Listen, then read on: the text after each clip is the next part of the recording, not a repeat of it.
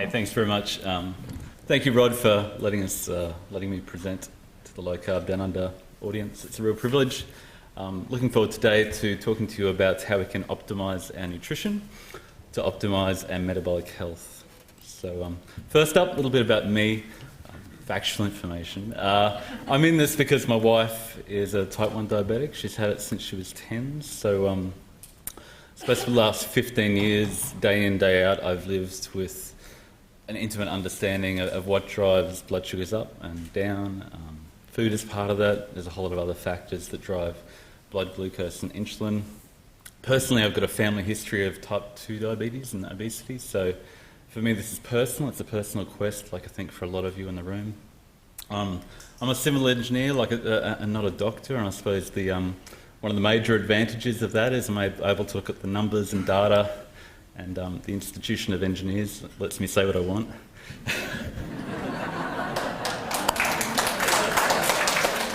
They don't really care, so they don't know I'm here. So by day, I'm a civil engineer. My current involvement is planning for the Commonwealth Games, and I've used multi-criteria analysis and statistical analysis to plan which bikeway to invest in first, or which road to invest in first, or does the motorway need to go there through the koalas, or there through the houses, there through the swamp. And before the GFC, I dabbled in systems trading, using numbers to try and make a bit of money. Luckily, I got out before it got really volatile and crashed. So, and like any good engineer, I figure anything can be solved with a big enough spreadsheet and enough data. So, nutrition being no exception. So, as Troy mentioned earlier, this is the day-to-day existence, day-to-day reality of living with type 1 diabetes. I've got an app on my phone that broadcasts my wife's blood sugars every 5 minutes. So at work I can say, "Hey honey, have some glucose, you're going low." She goes, "Oh thanks, cool." So the graph on the left is a good day, the unicorn, the happy little unicorn. At that point you feel energetic, you feel normal, you feel happy, life is good. The graph on the right is a bad day. So, glucose, emotions, exercise, many things can spike glucose to a really high level. She then has to jab insulin through her pump. She then comes crashing down. All of a sudden she's down here, and maybe then she has to eat a glucose tablet to get out of that low.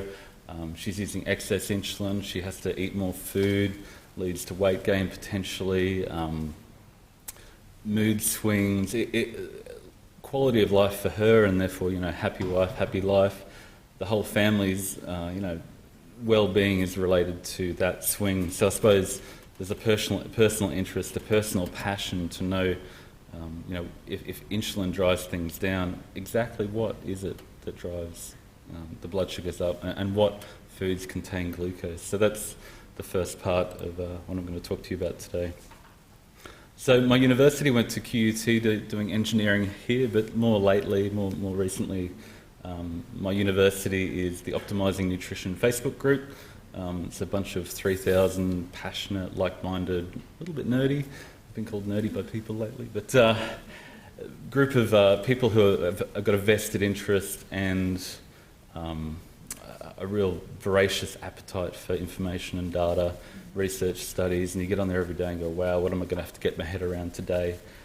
It's a great bunch of great friends and real great community, people like Sandy, and living life and sharing and moving forward with great results. So there's a real ability out there with podcasts and Facebook to really get ahead really quickly, to understand what's going on, the latest research, to know how you personally can optimise your health.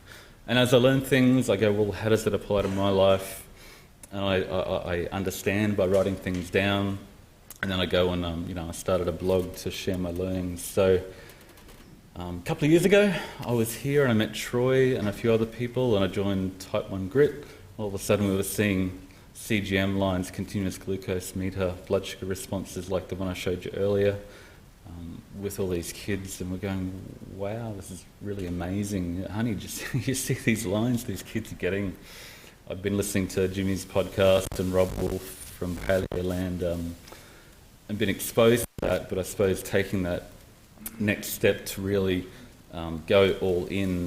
That was a real impetus to see these kids with type 1 doing amazingly well and thriving. So I suppose it helped us not fear the fat as much. In January 2015, I came across some interesting data relating to the insulin load and the insulin index and nutrient density, and the way I think things through is to write them down. Do they make sense on paper? Can I put it into words? And all of a sudden I had this 80-page document that was sitting on my hard drive, and I went, this is really important, I think, and I want to share it. But I was frustrated. I kept on going, hey, I've got this idea. Do you want to read my 80-page document? Yeah, so I was very scared.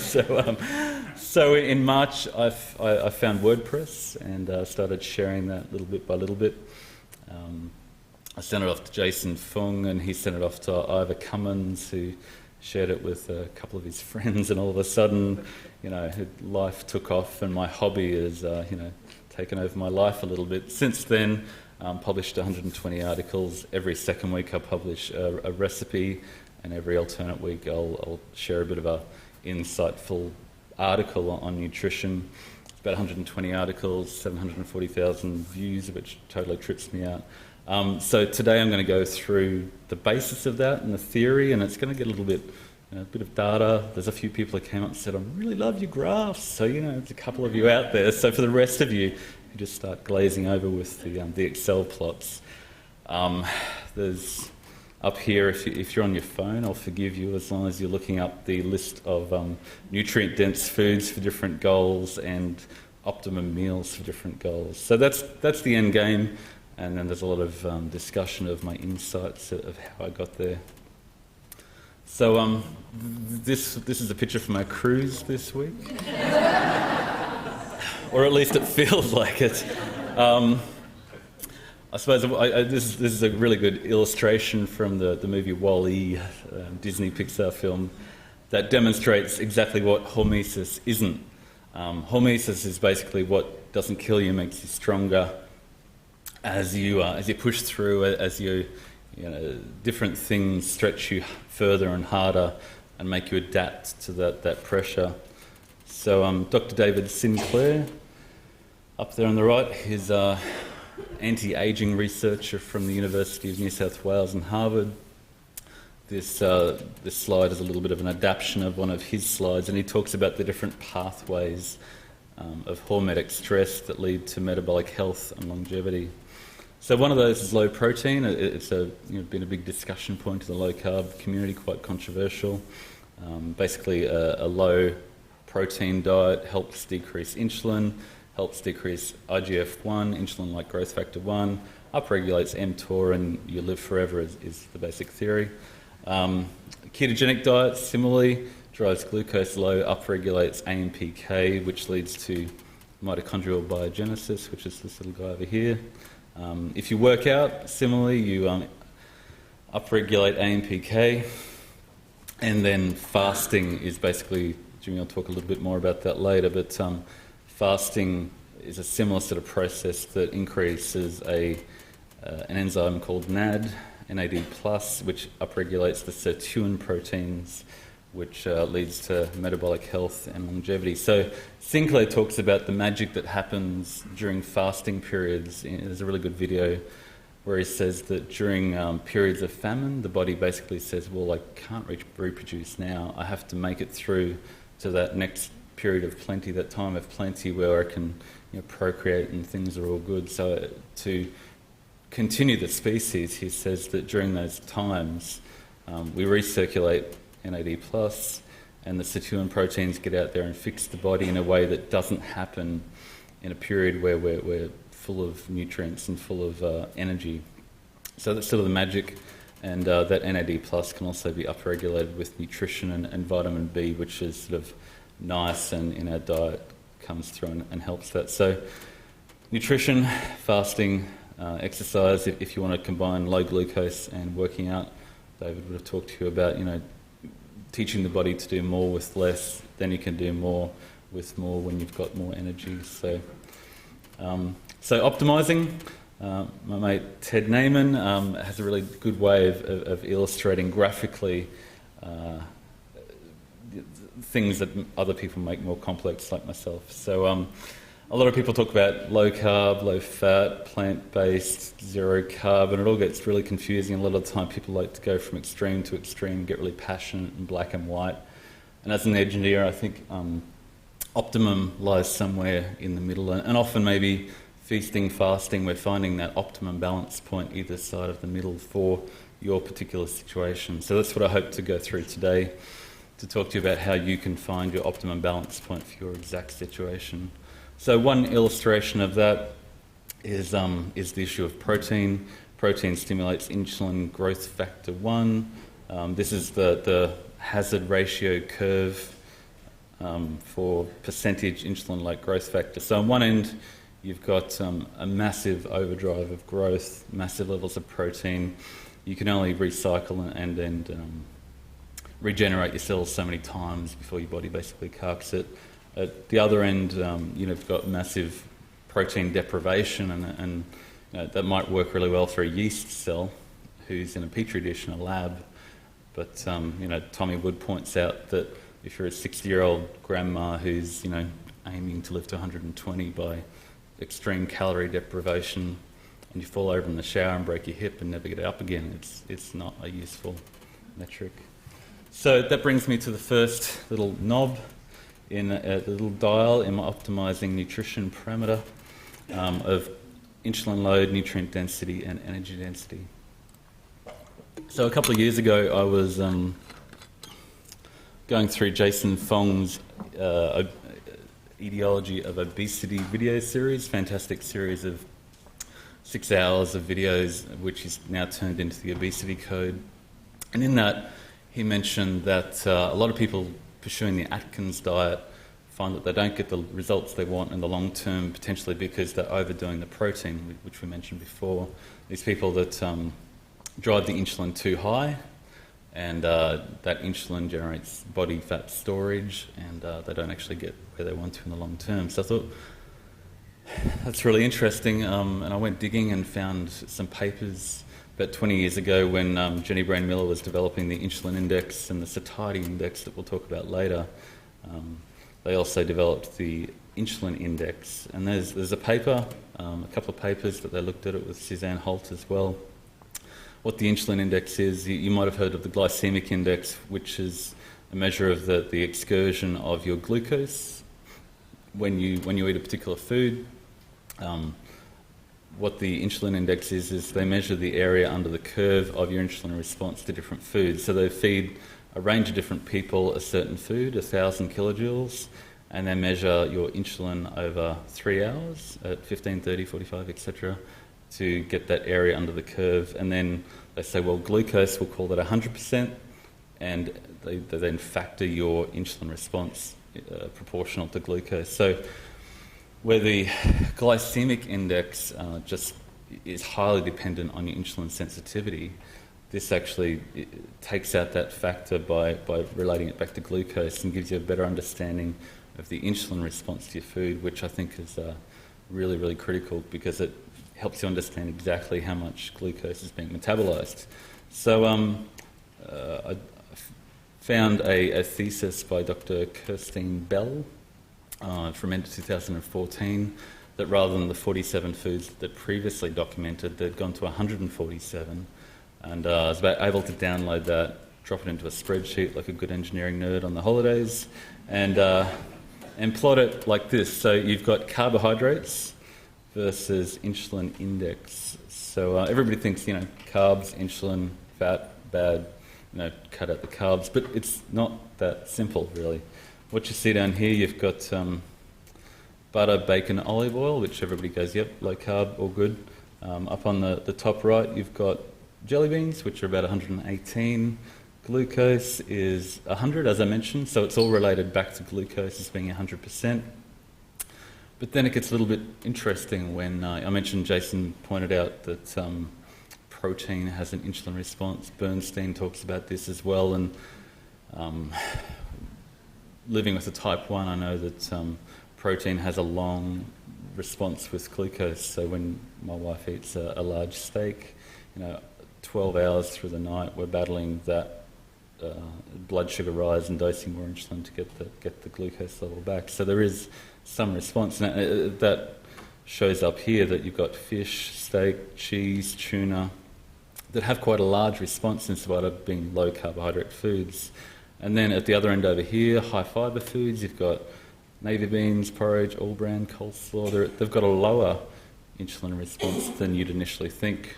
And over here you've got raisins, high fructose food has, again, a lower insulin response. So it's like, that's interesting. I wonder if I can understand better what this data is telling us about our insulin response to food. So found the best correlation is when we assume protein has about half the response of carbohydrates with the insulin. Got the best correlation when you assume fibre has no response. And fructose actually, although it's metabolised straight to the liver, it can also go through gluconeogenesis to have some glucose rise. So it's got about a quarter of the response to carbohydrates. So that explains why your raisins and some fruit has a low insulin response.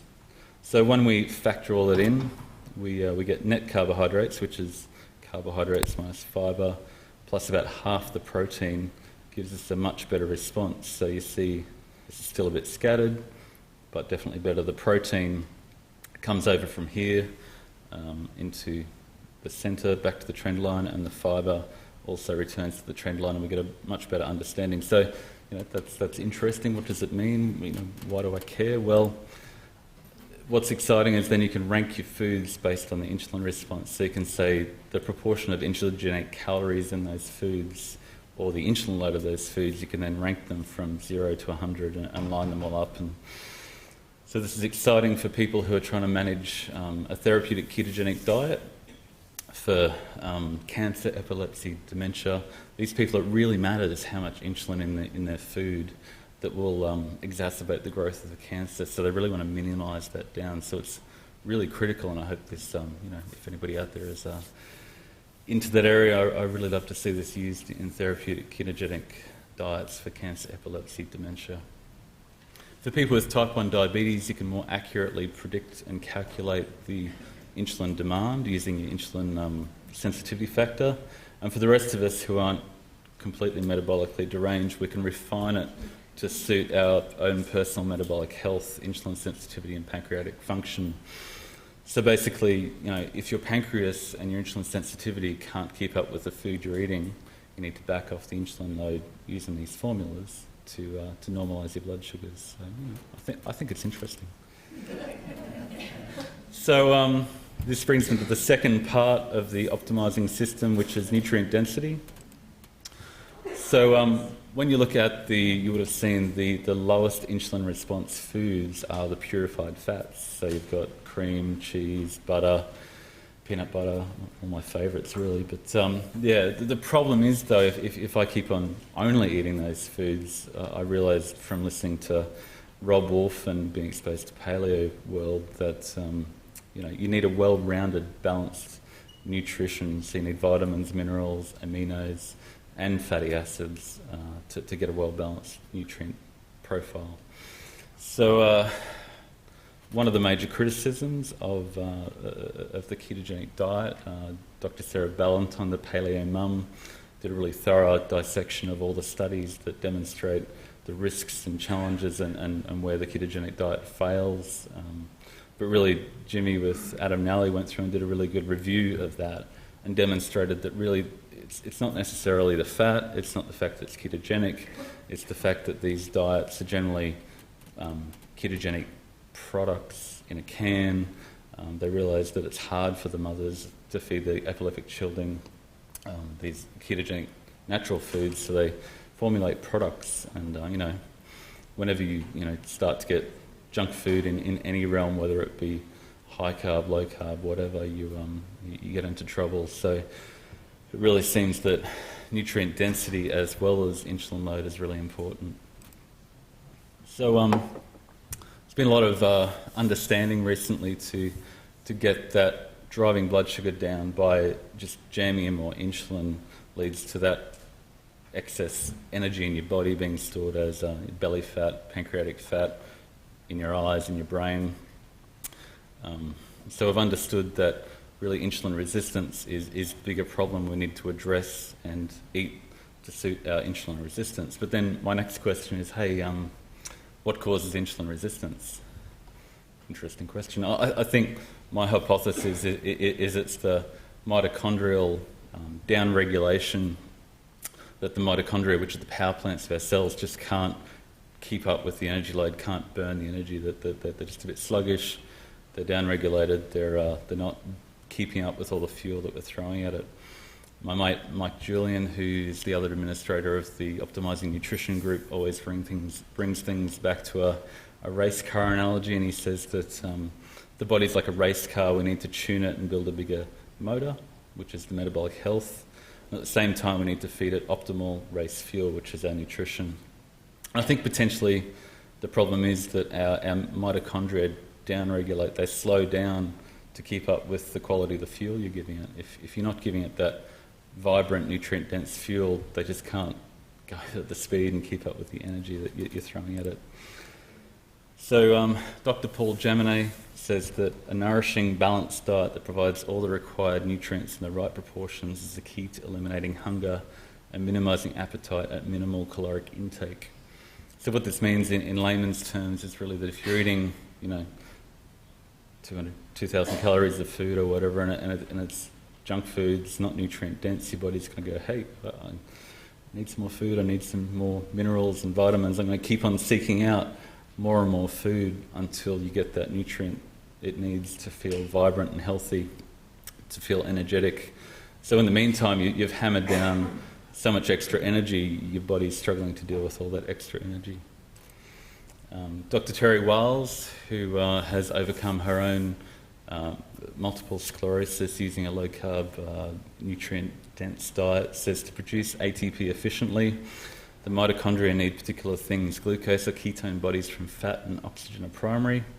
Your mitochondria can limp along producing a few ATP on only these three things, but to really do the job and produce the most ATP, which is the energy currency of your cell, your mitochondria also need thiamine, riboflavin, niacin, panto acid, and minerals, especially sulfur, zinc, magnesium, iron, and manganese, and antioxidants.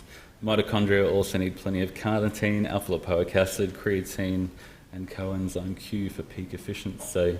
So really the question is, how do we drive our mitochondria? How do we drive the energy, the power plants of our body to really, thrive, to be, energetic and run around and be happy and creative by maximising how much our mitochondria are producing? So nutrient density is quite a rabbit hole. There's a number of people who have had a look at it previously.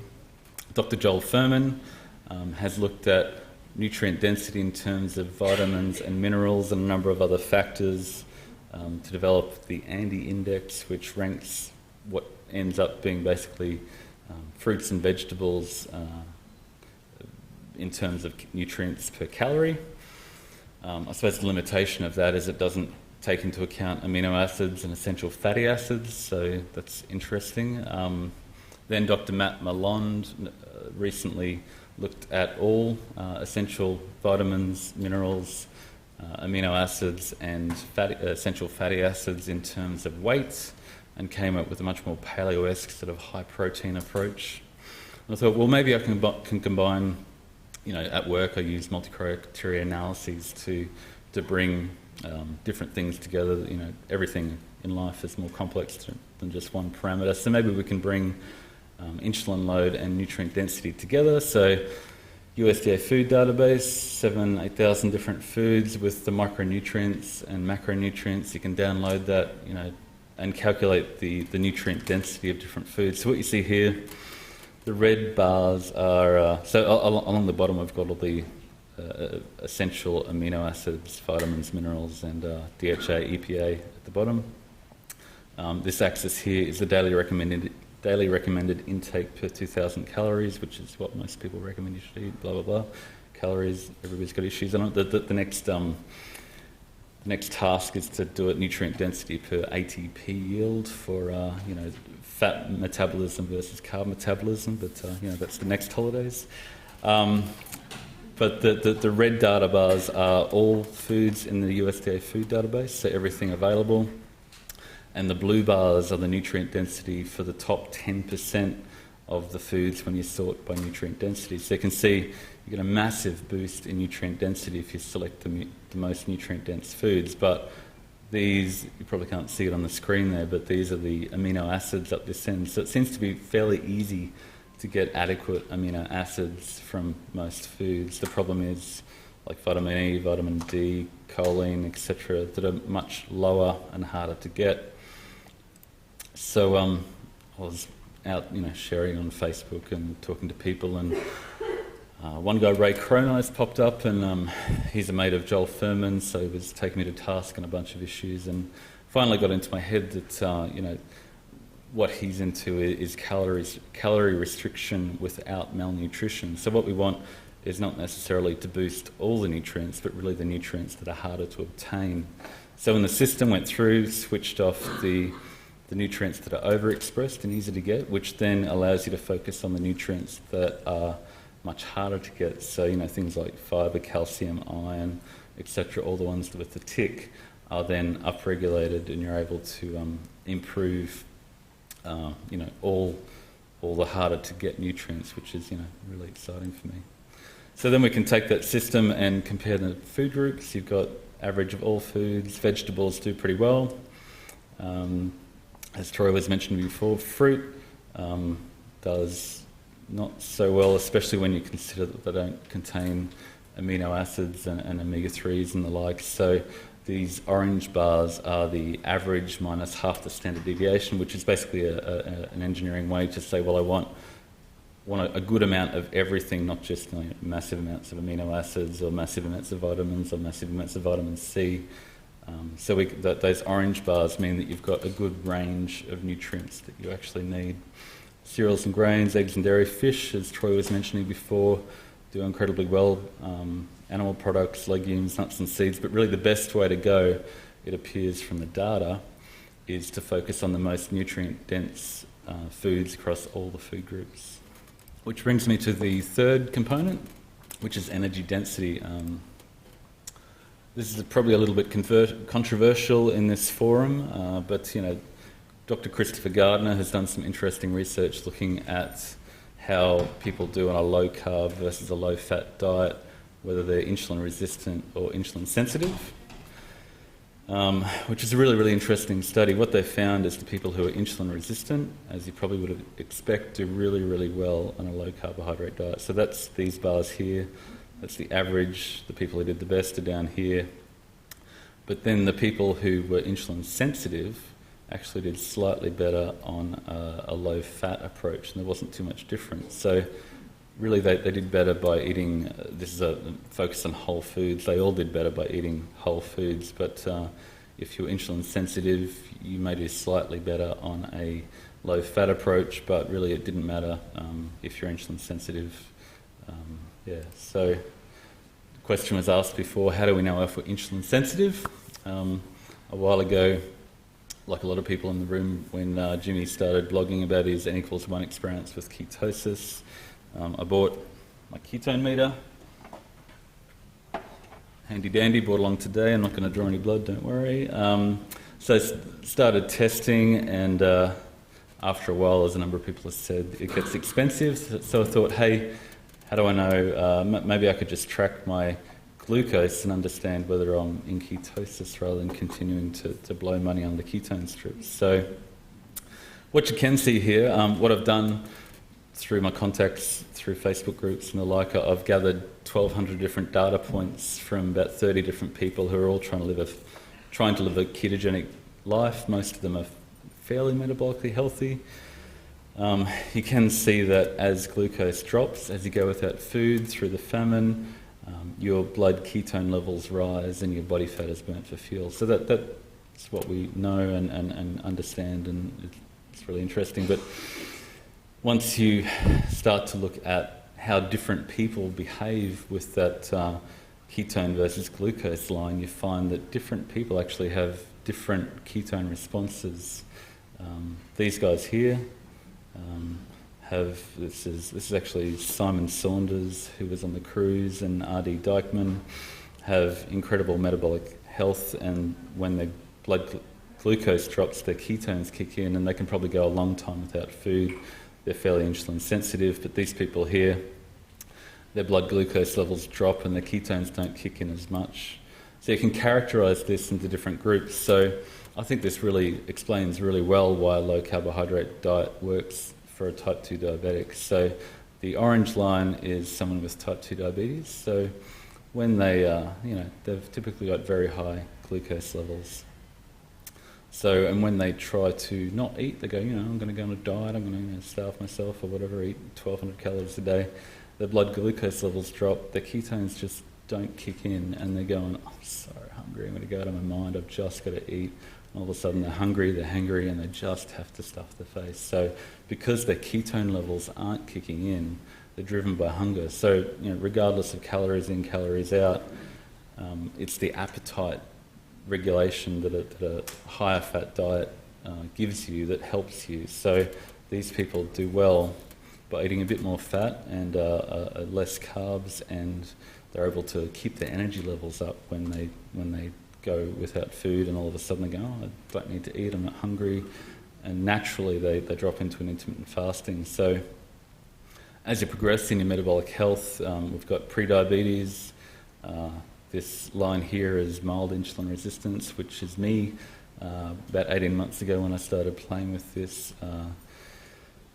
This line here is Simon Saunders and R.D. Dykman with a really metabolically healthy insulin-sensitive response. So they keep their blood sugars very low, and when they actually go without food, when they fast for a few days, their ketone levels drive up.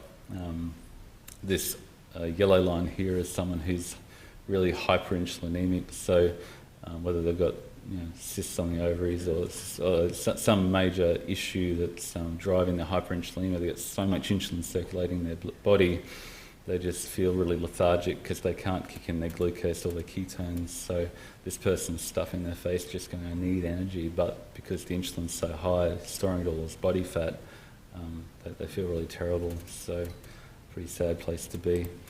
So insulin sensitivity, it's a aim for a lot of people, but I think at the same time it's a double-edged sword. These people here who are insulin sensitive, who can easily produce ketones, at the same time someone who's insulin sensitive, I think, can easily store body fat in the wrong environment. So that person at that point, if they've achieved insulin sensitivity and still have a lot of weight to lose, they potentially need to start moderating back their fat because they've reduce their insulin, they're able to produce ketones, and they need to drop a little bit of fat to let their body fat kick in to be used. So I've been talking a lot this week with Jeff about different people who are insulin sensitive. So the pros of being insulin sensitive, that you can access your body fat stores during a famine for survival. You can build muscle quickly, your energy, your proteins petition to muscle.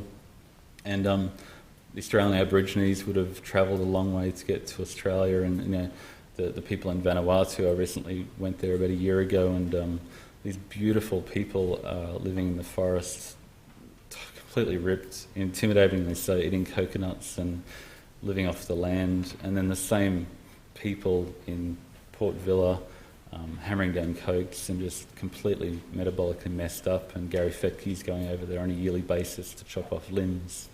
So these people who are really insulin sensitive, who have epigenetically adapted, really need to be careful in an excess energy, low nutrient density environment, because they after the famine they store energy quickly on their body.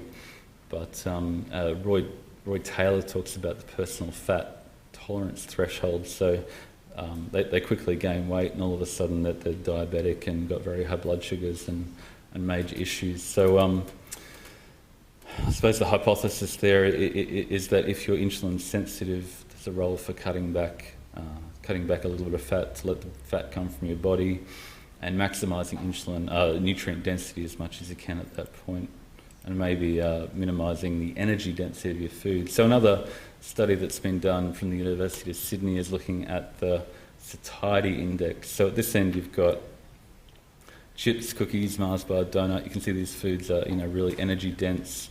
And at the other end you've got fish, oranges, grapes, potatoes, things that if you're insulin sensitive, it's hard to overeat these foods. You can imagine getting 2,000 calories of celery, how much you're going to have to jam in, and you're quickly going to be going, I'm full, versus 2,000 calories of butter. And a ketogenic diet is satiating because it lowers insulin and you don't get that ravenous hunger, but there is also an element of, if you're insulin sensitive, that calorie energy density is important. So that brings me to the concept of total energy, which I've taken those 1,200 data points that I showed you before with ketones and glucose and stacked them on top of each other. So what you've got in the blue is the beta-hydroxybutyrate that's measured in the blood, and the orange is your blood sugar. So just playing with data, throwing it against the wall, sharing it with the group, and came up with this concept that when we fast, the body releases ketones, and you're in a good position if this is your fasting state. Your ketones kick in, your glucose may not be very high, but you've got this massive energy burst, and you're ready to go out and hunt that mammoth and kill it for your family and bring it back home and survive the famine. So the body's got a really good way in a starvation state to really manage itself so you can survive and thrive to the next season of plenty. But I think sometimes we risk trying to achieve a starvation ketones in a fed state. So I think a lot of people have potentially got into trouble driving blood ketones high, and then at that point you end up with the body goes, hey, I've got massive amounts of energy in the body, I'm going to remove it through insulin. So and some of that ends up being removed and stored as body fat. So at this end of the scale, we've got low BHB, but what we find is that potentially these people who have low beta-hydroxybutyrate and low blood sugars, they might be metabolically healthy, and they're actually, when you run the ketonics on them, they're actually burning fat rather than just storing it, which is a buffer storage mechanism in your blood. So this is a little experiment we did at home with my daughter. Sorry, Jazz, but we talked about it before. But we tested her blood sugars and ketones. So 3.4 after this meal, half an hour after. So blood sugars are 3.4, ketones are 0.2. But when she blew into this, she's breathing out a whole lot of acetone, indicating she's actually burning a massive amount of fat. So rather than storing it in her blood as a buffer, she's burning fat. So similarly, yesterday we were bored on the boat, and we stabbed Jeff Kerber.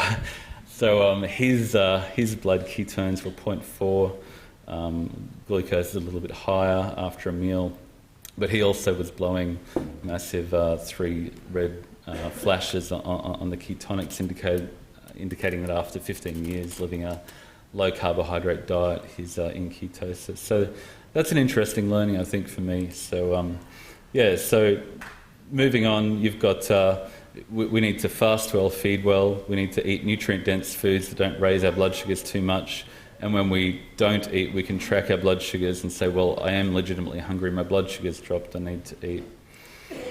So then we can use that to design different approaches for different goals. Therapeutic ketosis is low insulin load, moderate nutrient density, and we can use that to, as I mentioned before, take those parameters to design different goals that have different levels of nutrient density. So Rob Wolf says we need to eat to maintain the blood glucose levels of a metabolically healthy person. So if you're trying for a therapeutic ketosis approach for cancer or whatever, you need to really pay specific attention to make sure you're maximising nutrient density. But if you can, target nutrient-dense foods that won't blow your blood sugar high, and the most nutrient-dense foods, the weight loss approach ends up being the most nutrient-dense. So this is a nice summary. It's a bit of a sliding scale from low insulin load to high nutrient density. Someone who's aiming for therapeutic ketosis probably wants a lower protein, higher fat approach. And as you move up in metabolic health, managing diabetes, weight loss, nutrient density, it increases, and you get more protein, a bit less fat, maybe more non-starchy veggies. So in summary, this is me 18 months ago. My line, I was a bit puffy, a little bit heavier than I wanted to be. A couple of weeks ago I did a 7-day fast. Blood glucose stayed quite low, ketones went quite high. My recent HbA1c is 4.9, so you know, good times. And out here I just felt off the world and felt fantastic. So in summary, we need to maximise nutrient density to optimise mitochondrial health. We need to moderate our insulin load to normalise blood glucose. Maximise lean muscle mass to actually burn the energy you're throwing at your body. Fasted high intensity exercise will help with that, and intermittent fasting to manage the energy load of your diet will help too. Thank you.